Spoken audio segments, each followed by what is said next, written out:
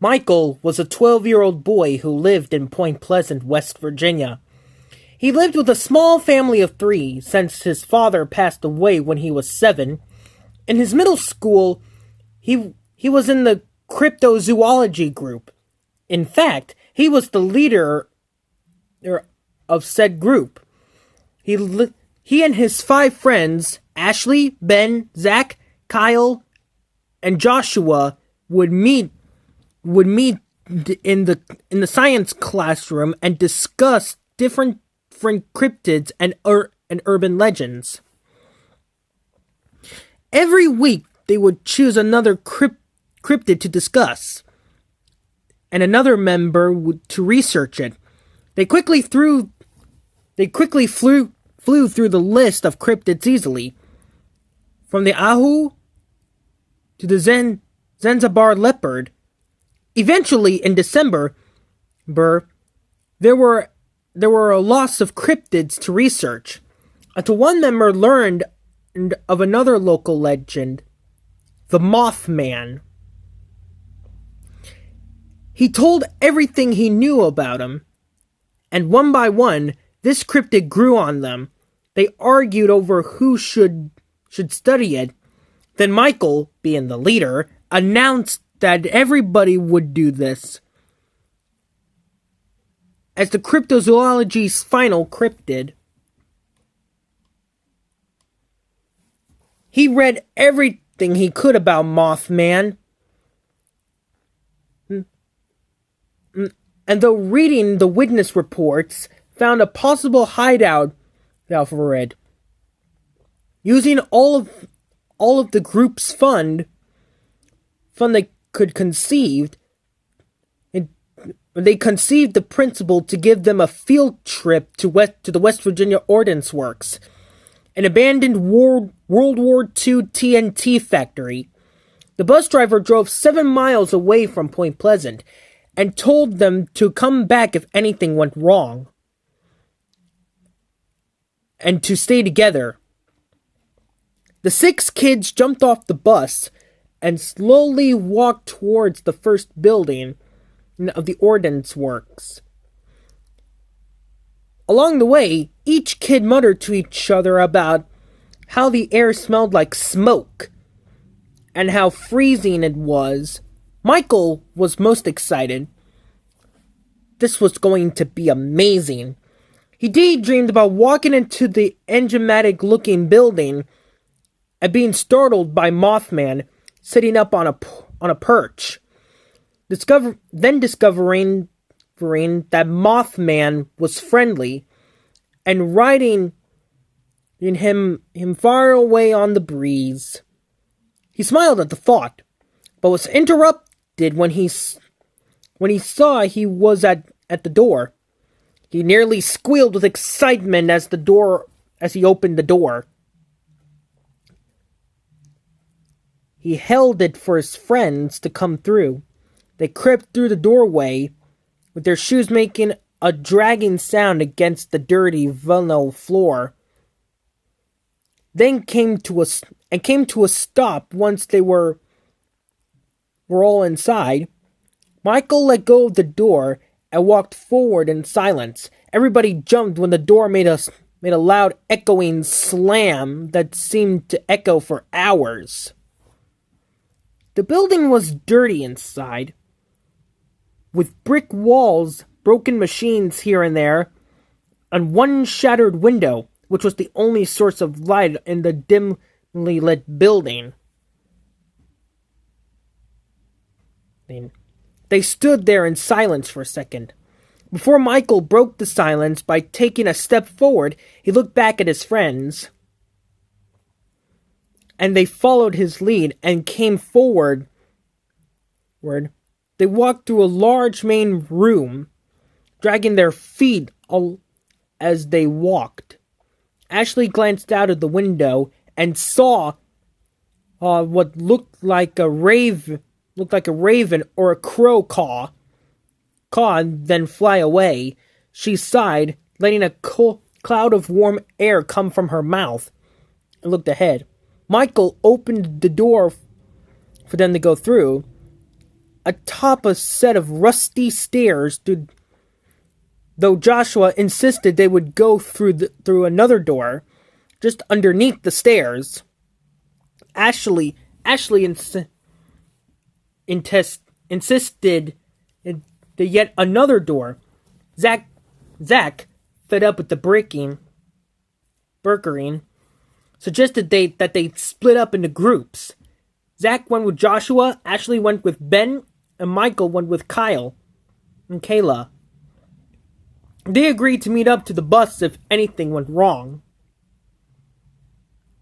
Michael grabbed the flashlight out of his backpack and turned it on. He nervously smiled at Kyle and at Kayla and continued on through the door. He opened it and closed it as he entered, which again made an echoing slam.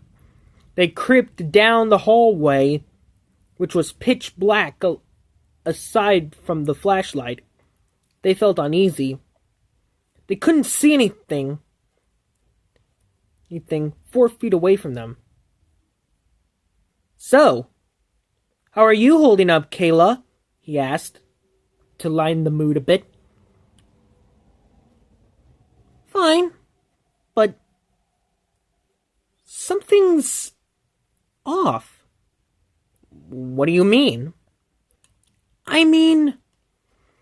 She was cut off by the sound of the door slamming. They quickly spun around and heard slow, scramping steps coming closer. They stared in horror as the steps became louder and louder. 2 dim red lights appeared down the hall. Kayla wanted to ask what they were, but her throat seemed to swell shut. The lights grew brighter and bigger as the footsteps came louder. Michael felt a chill downrun his spine, and he stepped backwards nervously. There was one last step, then they stopped. The 2 huge red lights seemed to glow. Michael's arm twitched as he slowly raised the flashlight to the lights.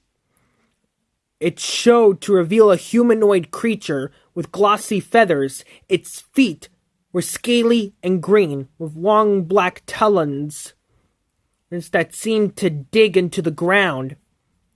Its shoulders were about 1 foot taller than its head. They were tipped with long black wings. And its head, it seemed to be pushed down into its chest. And it had 2 huge red eyes, as big as dinner plates, with no pupils and no light. Yet they still seemed to glow. Its mouth appeared to be either missing or covered by feathers. The 2 children stared at the creature, too scared to move. The creature stood still, motionless and expressionless.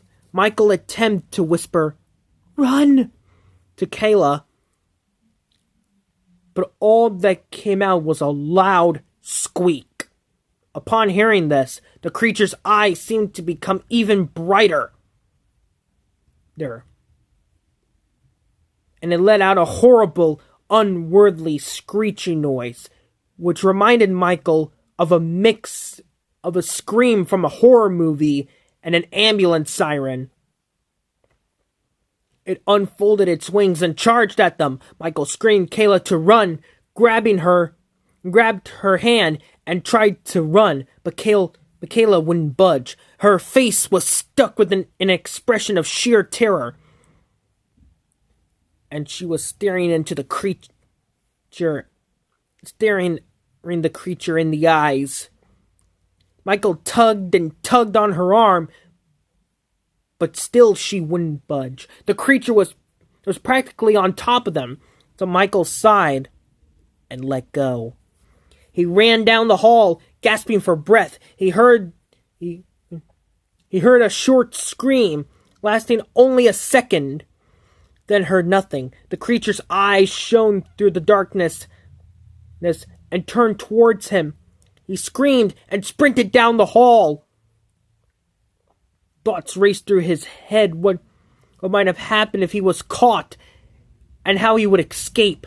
He looked around desperately for an exit or hiding place, but to no avail. He glanced behind him. He saw it gaining on him, and fast. He felt his stomach turn, and sweat roll down his face. He turned forward and tried to run faster. As he ran, he saw a door on the side of the hallway. Michael gasped and ran ahead. He stopped quickly at it. Locked. He looked to his left. He saw the eyes getting closer and closer. He screamed again and frantically turned the knob back and forth. Click! Click! He opened the door and ran inside, and left the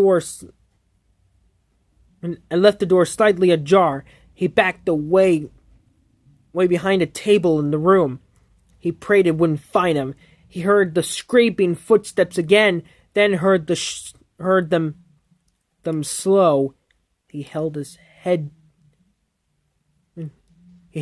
over his mouth so it couldn't hear him. He was so terrified that tears rolled down his face. Through the blur of his tears, he saw there was a hand mirror in the room, so he held it up to see behind him, and that they didn't have to move.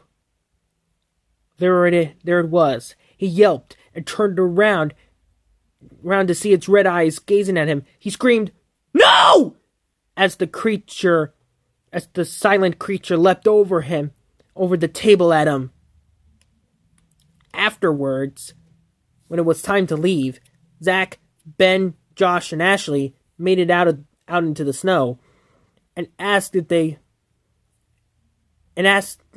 each other where they've seen Michael or Kayla. Nobody had. They sighed, puffed out clouds of warm air, and kicked their feet off the ground. They were interrupted by a sudden ominous screech. They stopped sighing and turned to look at the building. The creature flew out of the shattered window. As it flew, it twitched and withered and fell and rose.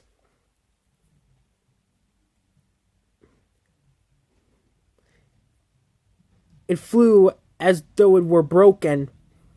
It flew directly over the kids and flew over the kids' heads. Something fell off as it flew by. It landed on Ashley's hand. It was a drop of blood. It flew up into the sky. It hasn't been seen since.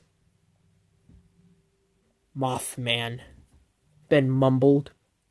Cometh.